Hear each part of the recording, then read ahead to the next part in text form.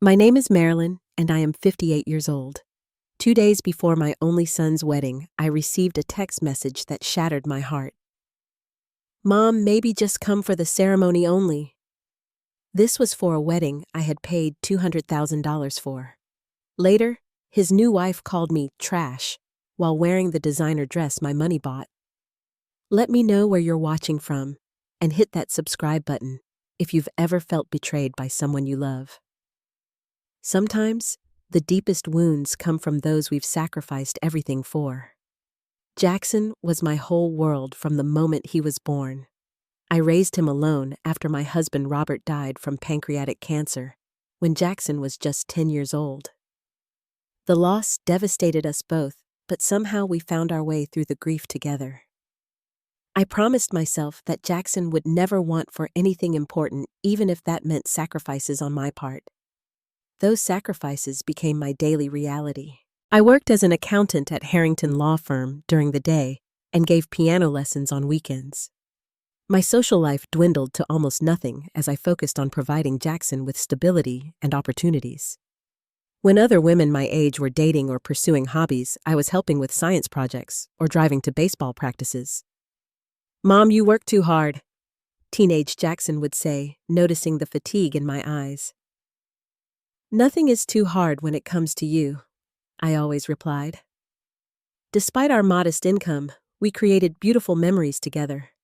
Summer camping trips to Lake Winnipesaukee, where we would fish and tell ghost stories by the campfire. Winter weekends building elaborate snow forts in our backyard. The pure joy on his face when he opened his first microscope on Christmas morning in 7th grade sparked a passion for science that would shape his future. When Jackson was accepted to Johns Hopkins University for pre-med, I couldn't contain my pride. Though the tuition was steep, I had been saving meticulously since he was a baby. My retirement fund took a hit, but seeing him don that white coat at his medical school ceremony made every penny worth it. I couldn't have done this without you, Mom, he whispered as we hugged after the ceremony. Someday, I'll pay you back for everything.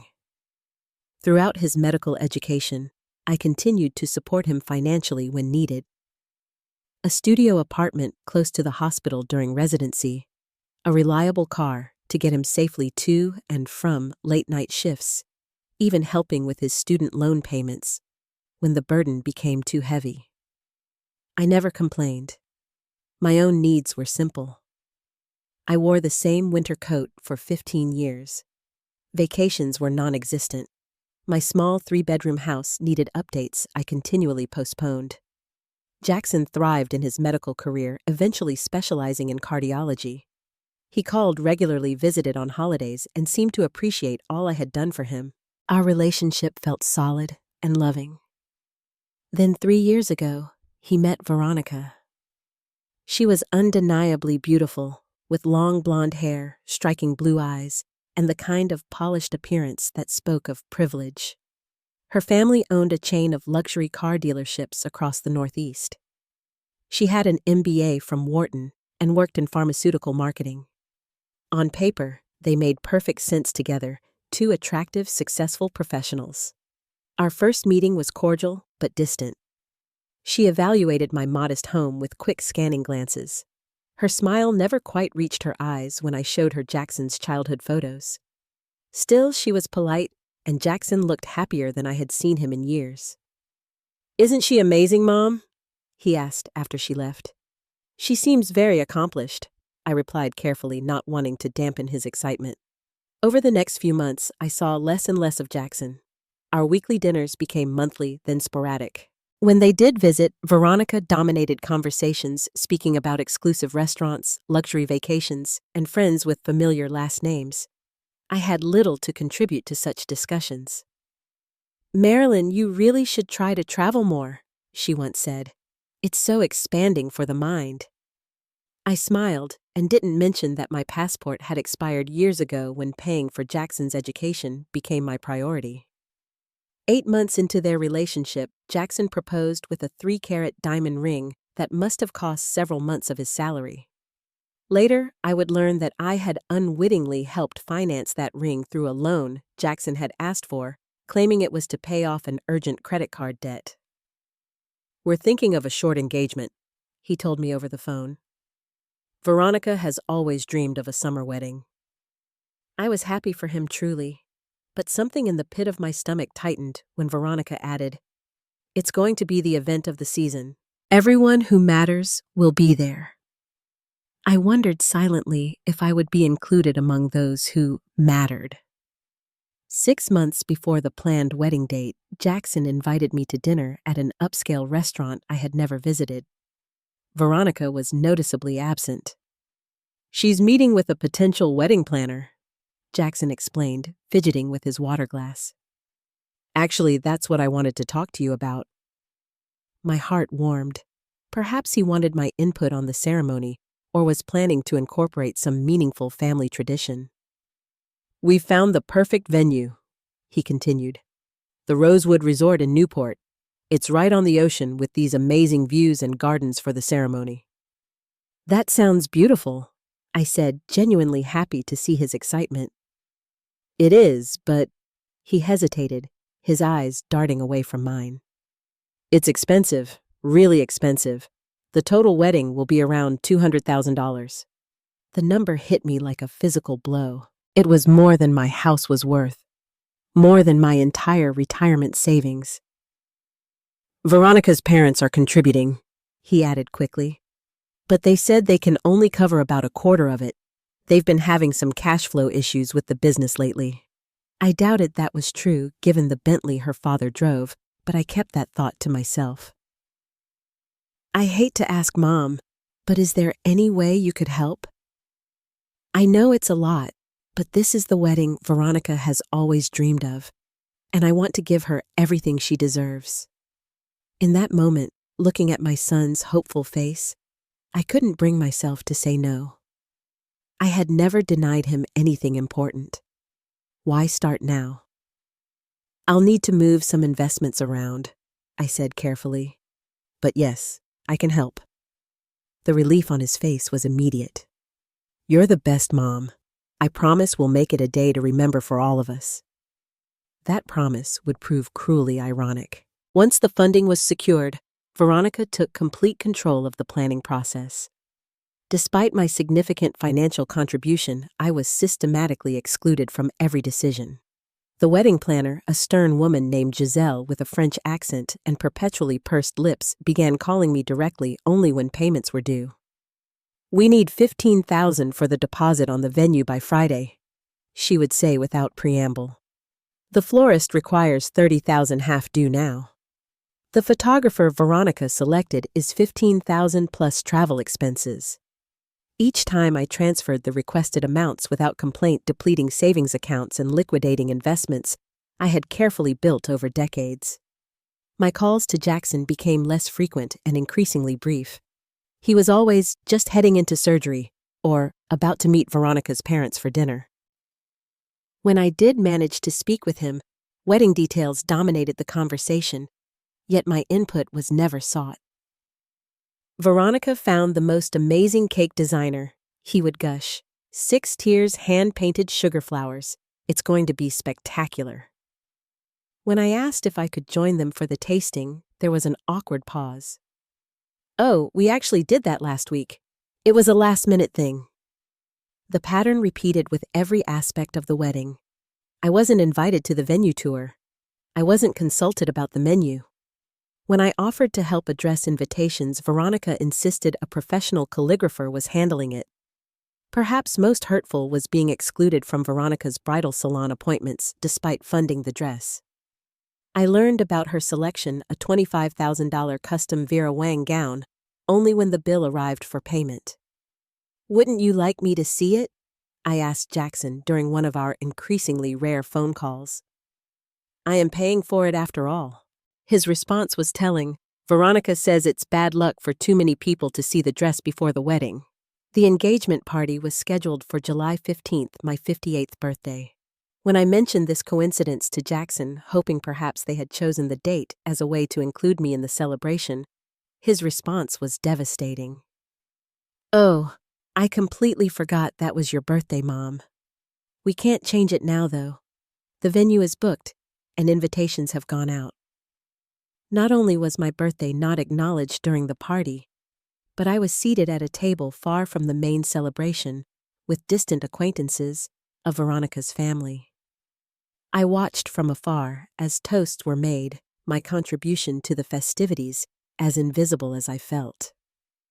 The final indignity came when Jackson informed me almost apologetically that only Veronica's mother would be giving a speech at the wedding reception.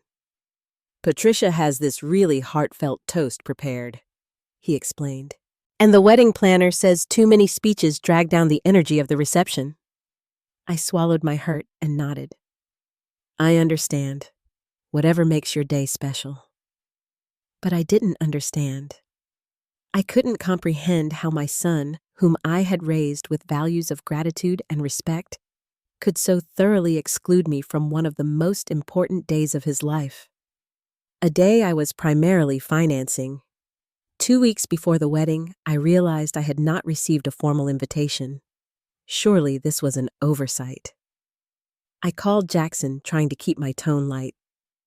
"Honey, I just wanted to check if my invitation was lost in the mail. I haven't received anything yet." There was a pause, and muffled voices. I recognized the soft, insistent tone of Veronica in the background. "Sorry about that, Mom. It must have gotten lost. I'll have Veronica send you the details by email." Later that day, a digital invitation arrived in my inbox. Not the hand-calligraphed wax-sealed paper invitations I knew had been sent to other guests at considerable expense. The digital version looked hastily created with a typo in my name. It was addressed only to me with no +1, though I had mentioned bringing my friend Sarah as company. When Sarah called the next day, her voice was hesitant. "Marilyn, I hate to ask this, but are you listed in the wedding program?" "I assume so. I'm the mother of the groom." "Well," Sarah paused. "My daughter is friends with one of Veronica's bridesmaids, and she saw a draft of the program. She said you weren't mentioned anywhere." My heart sank. That can't be right. And there's something else. The seating chart for the reception. You're not at the family table. You're at table 19 in the back corner. I tried to convince myself there was a logical explanation. Perhaps the program Sarah's daughter saw was incomplete. Maybe the seating chart was a preliminary draft. I didn't want to believe my son would deliberately exclude me this way. I focused instead on finding the perfect outfit for the wedding. After much searching, I found a beautiful sapphire blue dress that complemented my silver hair and was appropriate for a mother of the groom, elegant but not flashy, with a matching jacket for the evening chill of an oceanside reception. 1 week before the wedding, Jackson called, his voice tight. "Mom, about your outfit for the wedding." "Yes, I found a lovely blue dress. I think it's perfect for the occasion."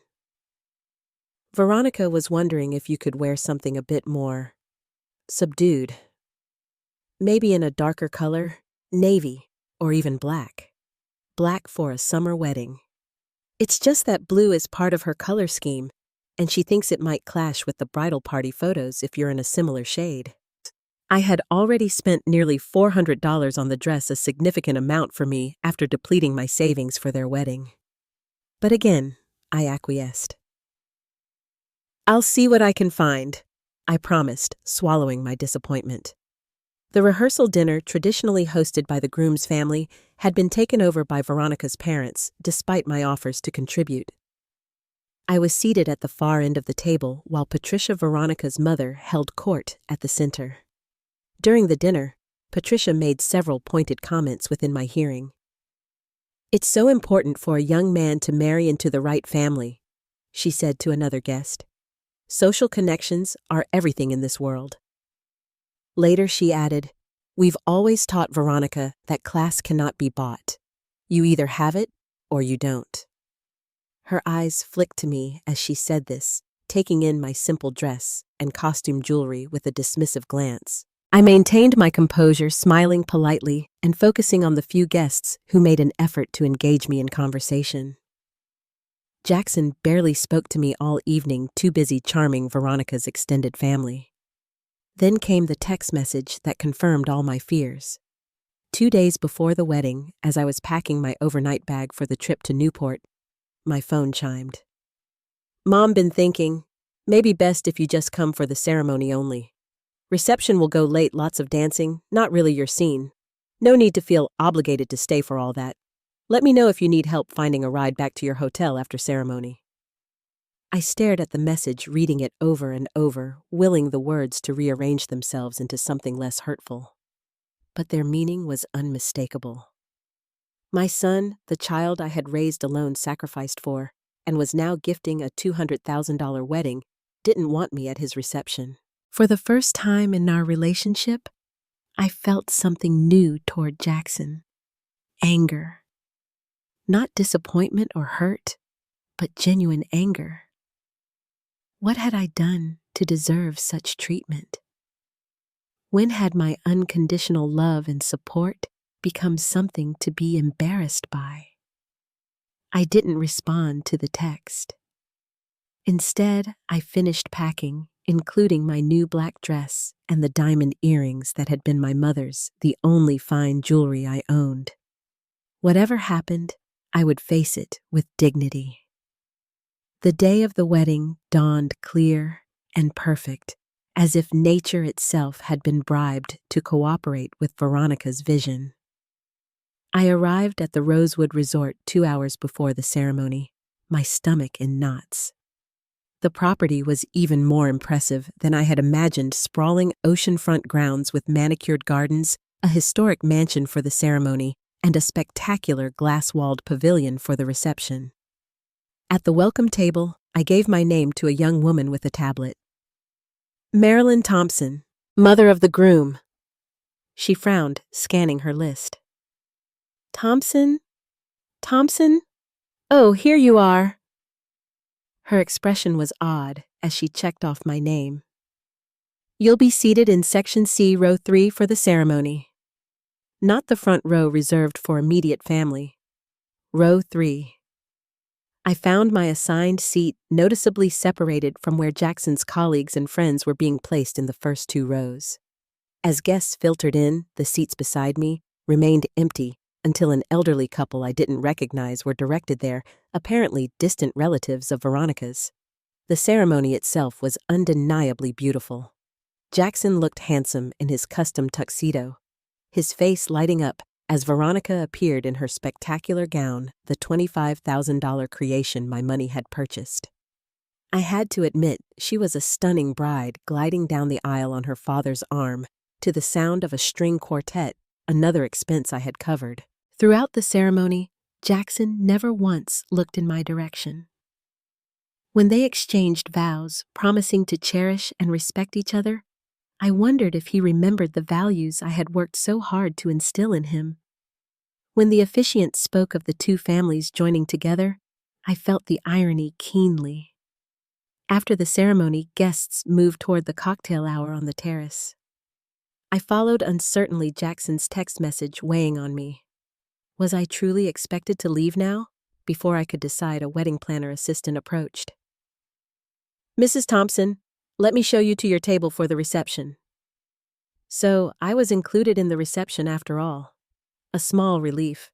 That relief evaporated when I saw my assigned seat at the furthest table from the main celebration, positioned awkwardly near the kitchen entrance. My table mates were an assortment of people with seemingly no connection to either the bride or groom, colleagues of Veronica's father and their spouses, who appeared as uncomfortable as I felt. How do you know the happy couple? One woman asked politely. I'm Jackson's mother, I replied. Her eyes widened slightly. Oh, I assumed you would be seated at the family table. So did I said quietly.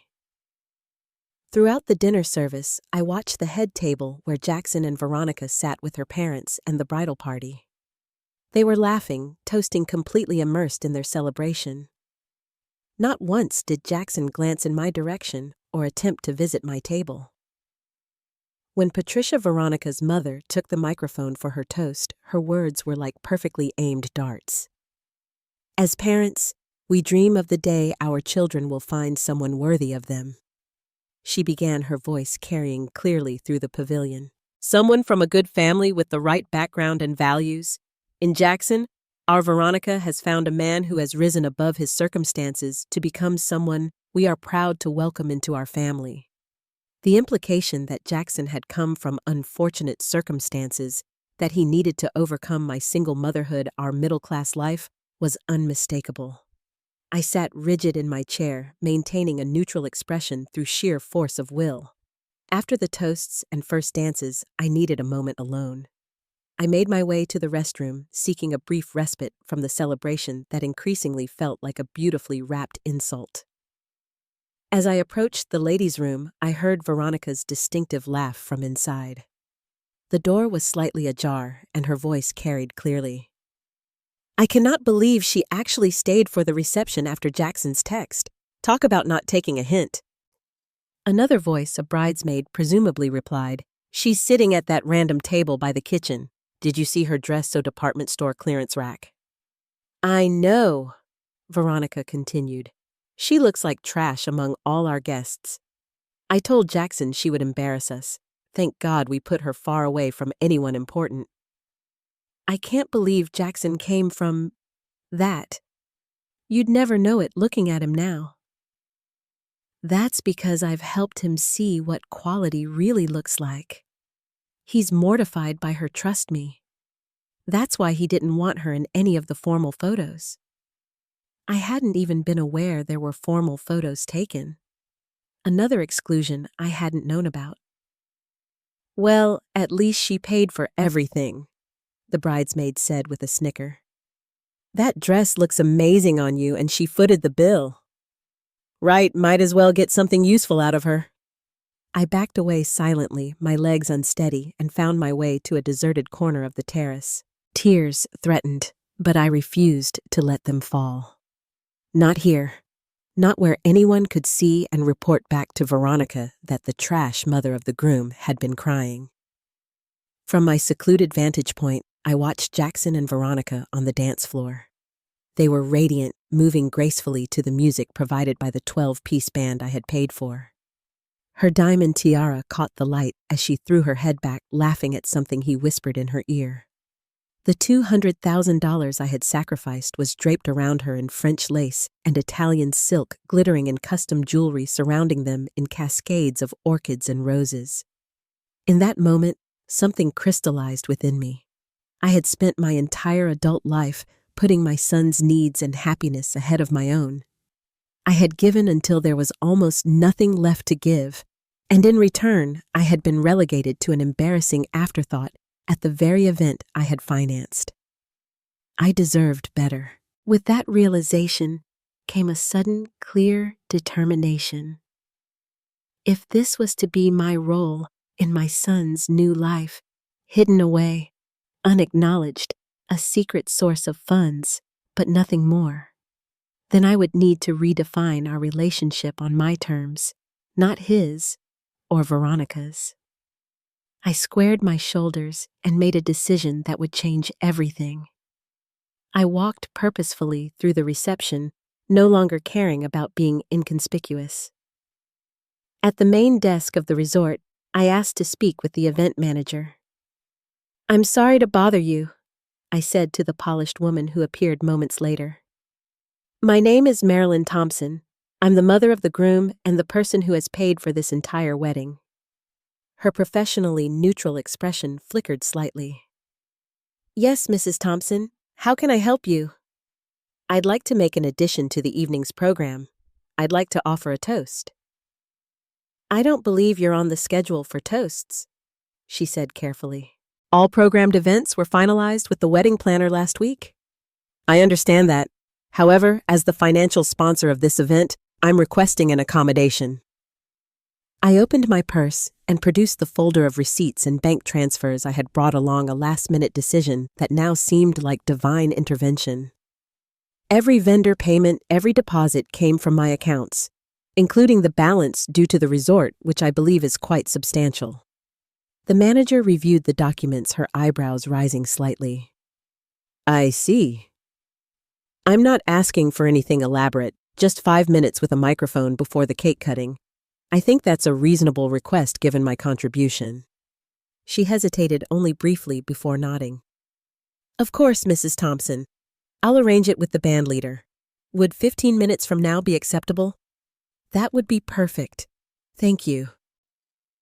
With the time I had left, I found a quiet alcove and jotted down a few notes on a cocktail napkin. I wasn't going to humiliate Jackson or cause a scene. That wasn't my style, and despite everything, he was still my son. But I was going to speak my truth calmly and with dignity. When the band leader announced, "And now a special toast from Marilyn Thompson, mother of the groom," the ripple of surprise was palpable. Jackson's head whipped around his expression, a mix of confusion and alarm. Veronica, mid-conversation with a bridesmaid, froze with her champagne glass halfway to her lips. I walked to the small stage with my head high, took the microphone, and smiled out at the sea of unfamiliar faces. Good evening, everyone. For those who don't know me, I realize that maybe most of you, I'm Marilyn Jackson's mother. A small laugh from the audience, though not from the head table. First, I want to thank you all for coming to celebrate this beautiful day with Jackson and Veronica. I paused, making brief eye contact with my son. His face was unreadable now. When Jackson was 7 years old, he came home from school one day and announced he was going to be a doctor. Not a firefighter or an astronaut like the week before, but specifically a doctor. He had such certainty in his voice that I never doubted him for a moment. That's the kind of person my son is. When he sets his mind to something, he achieves it. A few appreciative nods from guests who actually knew Jackson. As a single mother, watching your only child grow into the person they're meant to be is both a joy and a bittersweet experience. You sacrifice what needs sacrificing, you work as hard as necessary, and you do it all gladly because nothing matters more than their happiness and success. I took a sip of water, conscious of Patricia's narrowing eyes. When Jackson told me he had found someone special, someone he wanted to spend his life with, my first and only thought was, I hope she makes him as happy as he deserves to be. Looking at them today, I can see the joy they bring each other. This was not entirely true, but I was determined to take the high road. As many of you may not be aware, I had the privilege of providing the financial support for today's beautiful celebration. A murmur of surprise rippled through the crowd. Every detail, from the flowers to the venue to the gown, has been my gift to them, a gift given with love and without expectation of acknowledgement. Veronica's face had drained of color. Jackson was staring at the tablecloth. But I do have one final gift to offer. I reached into my clutch and removed an envelope. Inside this envelope is a check, a down payment for a house to start their married life together. My only condition is that it be used to create a home where everyone is treated with respect and dignity, regardless of their background or financial status. The message beneath my words was clear to those who needed to hear it. To Jackson and Veronica, I raised my glass. May your life together be blessed with kindness, gratitude, and the wisdom to recognize the true value of the people who love you. I stepped down from the stage amidst scattered applause, mostly from guests too far removed from the family dynamics to understand the subtext of my speech. As I returned to my table, I caught sight of Patricia whispering furiously to her husband, while Veronica's face was a storm cloud of barely contained rage. Jackson looked stunned, as if seeing me clearly for the first time in years. I didn't return to my assigned seat. Instead, I collected my purse and nodded politely to my confused tablemates and walked calmly toward the exit. I had said what needed saying. I had stood up for myself with grace. Now it was time to leave with my dignity intact. I had barely reached the resort's grand lobby when I heard rapid footsteps behind me. "Mom, wait!" Jackson's voice. I turned to face my son, maintaining my composure despite the adrenaline coursing through me. "What the hell was that?"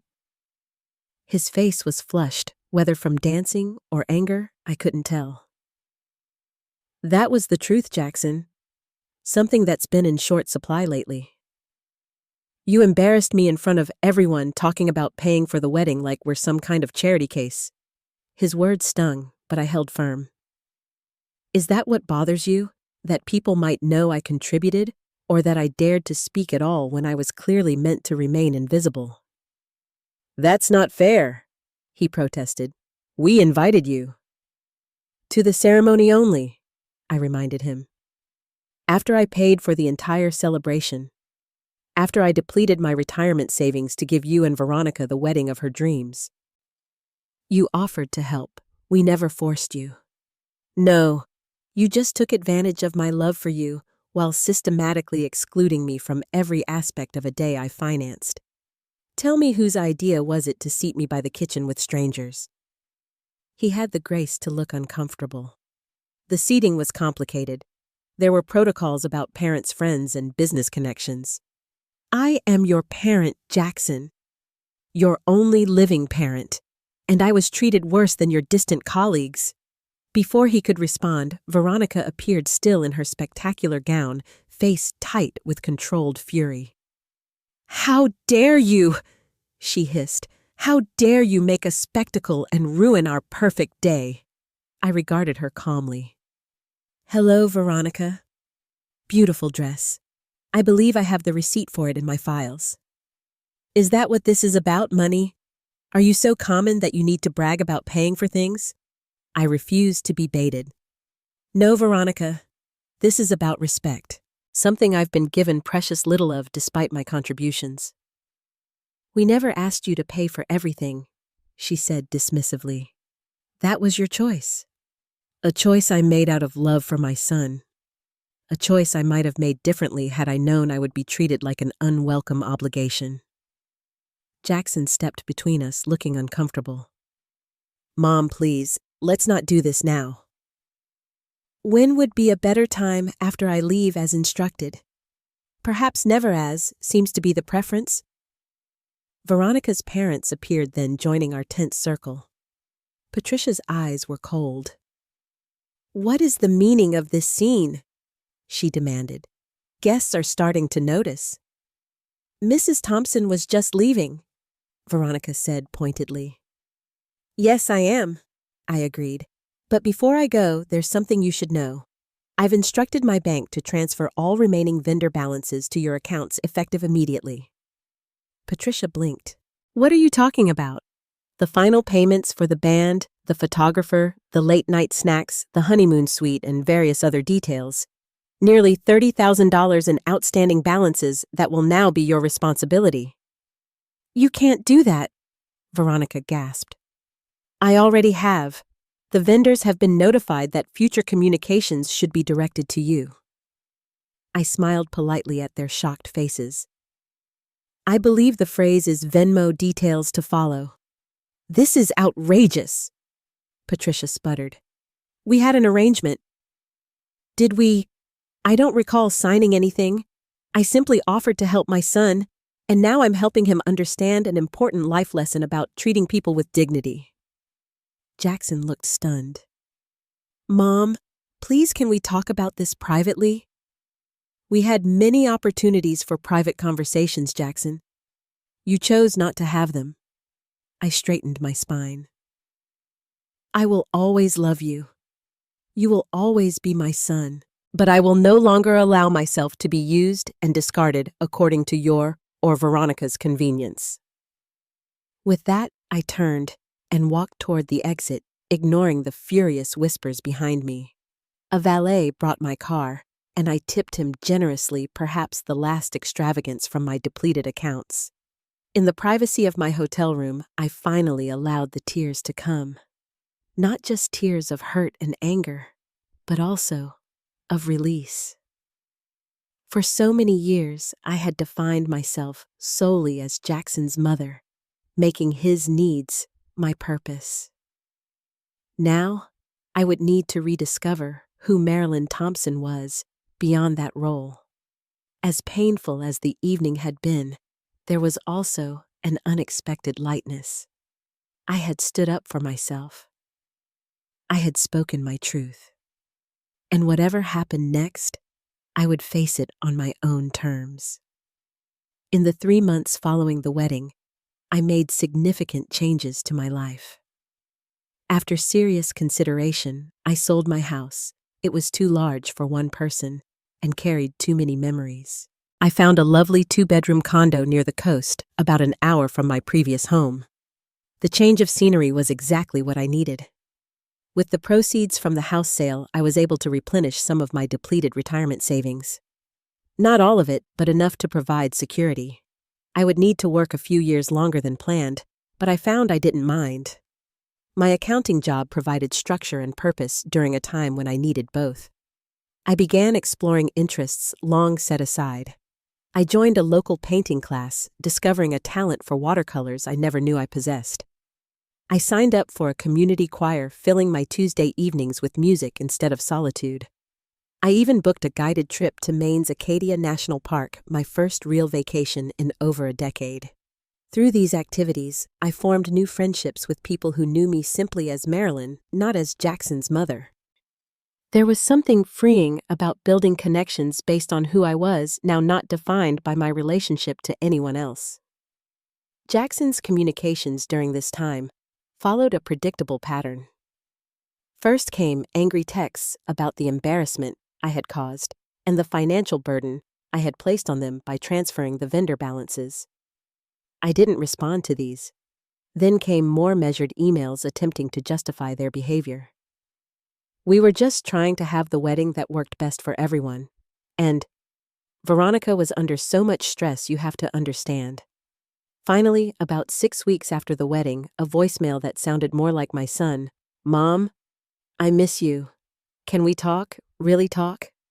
I wasn't ready. The wound was still too fresh, the betrayal too raw. I texted back simply, "I need more time." The hardest part wasn't the estrangement itself, but coming to terms with how our relationship had deteriorated so gradually that I hadn't recognized what was happening until it was too late. How had my kind, considerate boy become a man who could treat his mother as an embarrassment? How had I allowed it to happen? My therapist, a new addition to my life post-wedding, helped me understand that I had enabled Jackson's behavior by always prioritizing his wants above my own needs. By never setting boundaries or expectations for how I deserved to be treated, I had inadvertently taught him that taking advantage of me was acceptable. "You didn't fail as a mother," she assured me during one particularly difficult session. "But perhaps you succeeded too well at self-sacrifice. Now it's time to succeed at self-respect."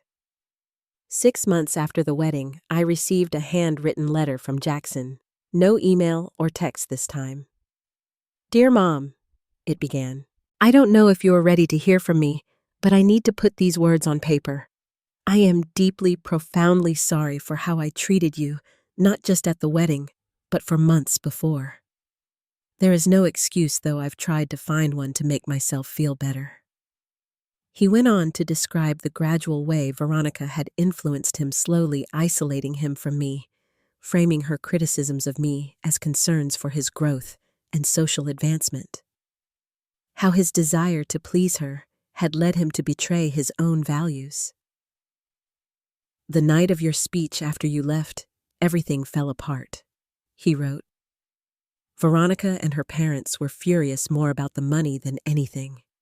That reaction opened my eyes to things I hadn't wanted to see. In their anger, they revealed who they truly were, people who valued status and appearances above all else. The letter continued, explaining that he and Veronica were now in counseling their new marriage, already strained by fundamental differences in values. He had begun to question everything about their relationship. "I don't know what will happen with Veronica and me, but I do know I can't live with myself if I don't try to make amends with you. Not because you paid for the wedding or might help us financially in the future, but because you are my mother. You gave me life, love, and every opportunity, and I repaid you with rejection. I understand if you can't forgive me yet or ever. But please know that I recognize what I've done, and I am truly sorry. The letter sat on my kitchen counter for 3 days before I felt ready to respond. When I did, I suggested meeting at a cafe halfway between our homes. Neutral territory for what would inevitably be a difficult conversation. Jackson arrived early, looking more like his old self than the polished doctor who had stood at the altar 6 months earlier. There were new worry lines around his eyes, but also a humility I hadn't seen in years. "Thank you for coming," he said softly. "Thank you for the letter," I replied. It meant a lot. We ordered coffee and sat in awkward silence until Jackson finally spoke. "I've been trying to understand how I became someone who could treat you that way," he began. "It wasn't sudden. It was like I gradually started seeing myself through Veronica's eyes, and somehow that became more important than everything I knew to be right." I nodded, encouraging him to continue. "Her family, they're so focused on appearances, on who knows who, on being seen at the right places. I got caught up in it. I was flattered that someone like Veronica wanted me." He looked down at his hands. "But the cost was losing sight of who I am, who you raised me to be." "And now?" I asked. He sighed heavily. "Now we're trying to figure out if our marriage can work with such different values.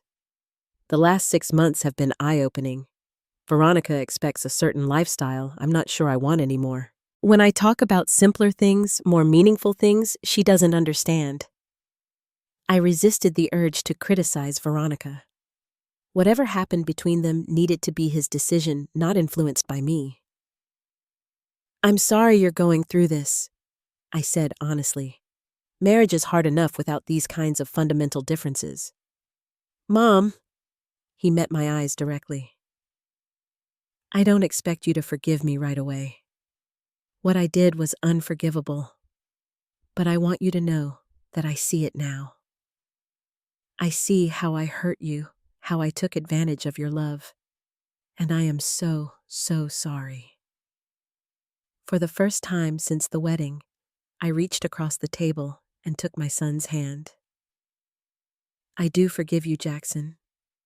But forgiveness doesn't mean we can go back to how things were. We need to build something new, something with mutual respect and healthy boundaries." "I'd like that," he said, his voice thick with emotion. "I miss you, Mom. I miss who we were together." "I miss that too. But I'm also discovering who I am on my own, and that's been valuable." We talked for nearly 3 hours that day. Really talked with honesty and vulnerability that had been missing from our relationship for too long. There were tears on both sides, difficult admissions, and the first tentative steps toward rebuilding trust. 1 year after the wedding that had nearly destroyed our relationship, Jackson and I have established a new way of being in each other's lives. We meet twice a month for dinner with clear expectations and boundaries.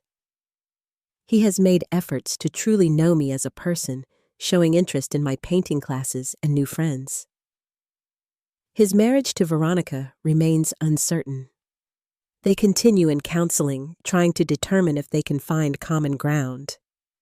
I've kept my distance from that aspect of his life, making it clear that whatever he decides, I will support his happiness, but not at the expense of my own well-being. The journey hasn't been easy. There have been setbacks and difficult conversations, but through it all, I've held on to the most important lesson from this experience. Love does not require self-erasure. True love between parent and child, like all meaningful relationships, must include mutual respect boundaries and the recognition of each person's inherent value. At 58, I'm finally learning that standing up for myself isn't selfish, it's necessary. By valuing myself, I teach others how to value me too. And that lesson, painful as it was to learn, has been worth every tear. Have you ever had to stand up for yourself with someone you love? How did you balance maintaining your dignity while keeping the door open for reconciliation. Share your experiences in the comments below. And if my story resonated with you, please hit that like button and subscribe to hear more journeys of self-discovery and healing. Don't forget to share this video with someone who might need to hear that it's never too late to reclaim your self-worth. Thank you for listening to my story, and remember, the most important relationship you'll ever have is the one with yourself.